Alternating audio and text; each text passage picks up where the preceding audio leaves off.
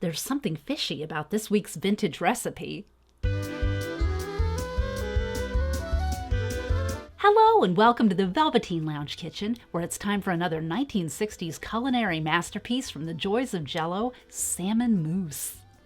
To make this tour de force of Jell-O and canned salmon, all you do is dissolve 1 box of lemon Jell-O and 1/2 teaspoon salt in 1 3/4 cups boiling broth. I used shrimp broth.